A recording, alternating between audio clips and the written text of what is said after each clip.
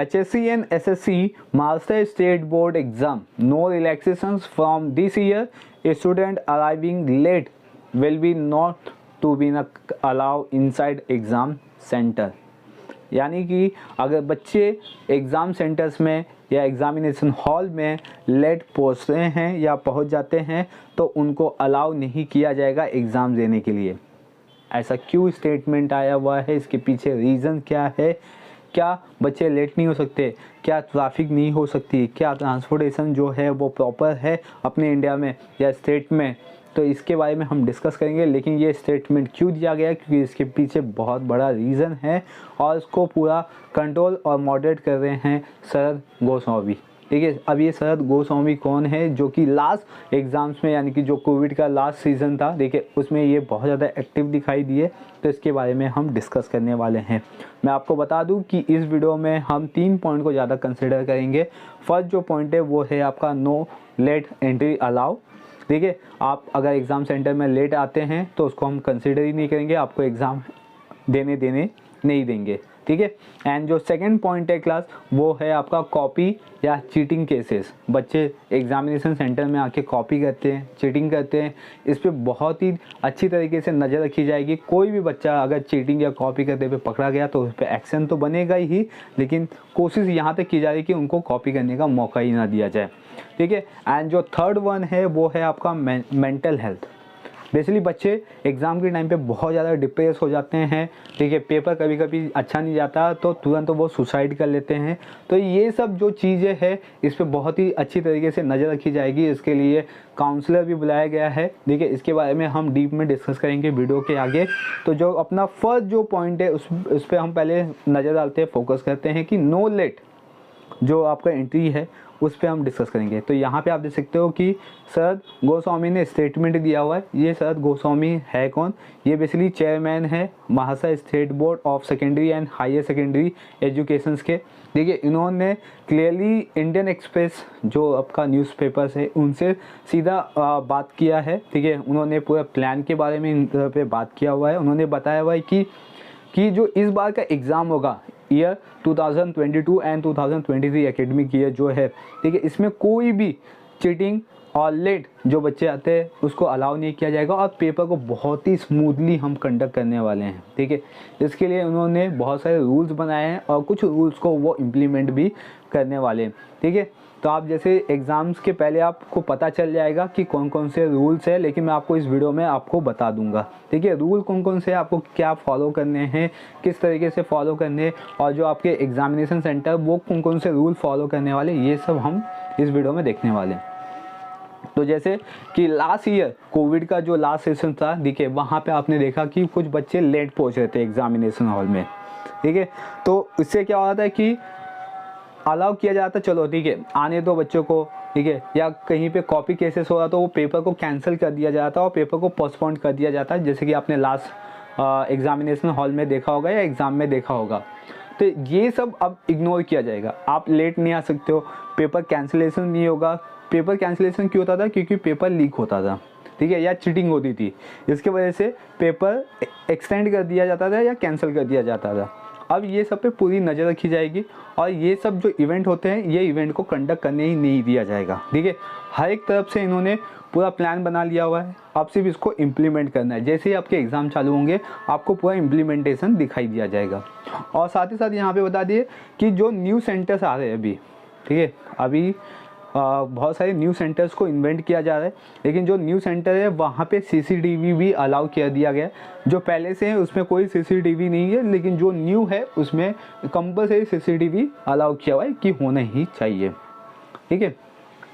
And next thing कि जैसे आपने लास्ट केसेस शायद सुना होगा कॉपी केस का, कि कुछ बच्चे थे, ठीक है, वो लेट आए थे एग्जामिनेशन हॉल में, कुछ 15 या 20 मिनट लेट आए थे।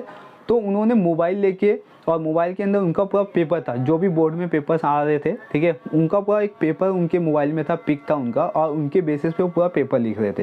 मतलब उनको पेपर पहले ही मिल गया था और इसीलिए वो 15-20 मिनट क्लास में या एग्जामिनेशन सेंटर में लेट पहुँचे। तो इसको नज़र पे रख के अब ये कह दिया गया कि बच्चा ऑन टाइम पहुँचेगा, लेट आएगा तो उसको हम अलाउ नहीं करेंगे, ठीक है। तो मतलब जो कॉपी केस होने वाले चांसेस है इन्होंने पूरा बंद कर दिया। पेपर आया है, आप पहले एग्जामिनेशन हॉल में सेंटर में बैठना होगा आपको, ठीक है। जो कि पेपर अगर आपका 11 बजे चालू है 11 AM को, तो आपको 10:30 AM पहुंच जाना है एग्जामिनेशन हॉल में, ठीक है। उसके बाद पहुंचे तो आपको अलाउ नहीं किया जाएगा। अगर आपका 3 बजे का पेपर है तो आपको 2:30 पहुंच जाना है, उसके बाद आपको अलाउ नहीं किया जाएगा, ठीक है। और सेकेंड थिंग, ये तो हो गया कॉपी केसेस के बारे में और लेट एंट्री के बारे में। आप लेट एंट्री भी नहीं कर सकते हो और आप कॉपी केस भी नहीं कर सकते हो। इस तरीके से पूरा यहाँ पे प्लान किया हुआ है। जो भी आप स्टेटमेंट देख रहे हो, ये चेयरमैन जो है अपने Maharashtra state board of secondary and higher secondary के, ठीक है, उनका ये पूरा स्टेटमेंट है। इन्होंने इंडियन एक्सप्रेस से पूरी बात की है, पूरी प्लान बताई है, ठीक है। और भी इनके माइंड में कुछ प्लान्स है, ठीक है, आइडियाज़ है। कम से कम 257 इन्होंने बताया कि आइडियाज़ है। इसमें से कुछ इन्होंने इम्प्लीमेंट करना स्टार्ट कर दिया हुआ है और कुछ पे इन्होंने अभी काम चालू किया हुआ है, ठीक है। तो ये पूरा प्रोसेस है। ये तो मैंने आपको सिर्फ 2 पॉइंट पे बारे में डिस्कस किया और ये दोनों पॉइंट आपके लिए इम्पॉर्टेंट है। आपको याद रखना है, जिन बच्चों का पेपर 11 AM से स्टार्ट होगा उनको 10:30 AM एग्ज़ामिनेशन हॉल में पहुंच जाना है, ठीक है। ऐसा नहीं कि मैं लेट निकलूँगा तो मैं 11 बजे या 10:45 तक पहुंचूंगा तो भी चल जाएगा, अलाउ ही नहीं किया जाएगा। इन्होंने क्लियरली बोल दिया गया है कि अगर 11 बजे का पेपर है तो 10:30 पहुँचो, 3 बजे का पेपर है तो 2:30 पहुँचो और 10 मिनट आपको दिया जाएगा पेपर को गो थ्रू करने के लिए, ठीक है। 10 मिनट में आप क्या करोगे, पूरा पेपर रीड करोगे, देखोगे, ठीक है, समझोगे उस पेपर को। अभी ऐसा अलाउ किया हुआ है, पहले नहीं था, ठीक है। पहले 15 मिनट बोलते थे लेकिन देते देते लेट हो जाता था, लेकिन अब 10 मिनट पहले आपको पेपर दे दिया जाएगा, सप्लीमेंट दे दिया जाएगा। आप उसको फिलअप कीजिए, पेपर को गो थ्रू कीजिए एंड देन जैसे बेल बजेगा आप लिखना स्टार्ट कर दीजिए, ठीक है। तो बेसिकली ये सब पे पूरी नज़र रखी गई है। और जैसे लास्ट ईयर होता था कि आप एग्ज़ाम में यहाँ पे देख सकते हो कि जो स्टेटमेंट है, जो मैल प्रैक्टिस होती थी, इससे क्या होता था कि जो जेन्युइन बच्चा होता था जिसने बहुत ज़्यादा मेहनत की है, ठीक है, वो सोचता है कि मैंने चलो अच्छी मेहनत की है, मेरे अच्छे मार्क्स आ जाएंगे। लेकिन कुछ बच्चे ऐसे होते हैं जो कॉपी करके, ठीक है, अच्छे मार्क्स लेके आते थे। तो इसमें जो जेन्युइन बच्चा वो बेसिकली क्या होता है, डीमोटिवेट हो जाता था। तो अब ऐसा नहीं होगा, ठीक है। अब किसी भी बच्चे को डीमोटिवेट होने नहीं दिया जाएगा।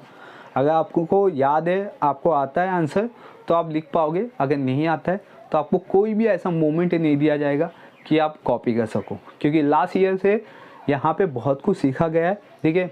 आप लेट आ रहे हो, अलाउ कर दिया जा रहा है, ठीक है। टाइम एक्सटेंड भी किया गया था लास्ट पेपर्स में कोविड के अकॉर्डिंग, ठीक है।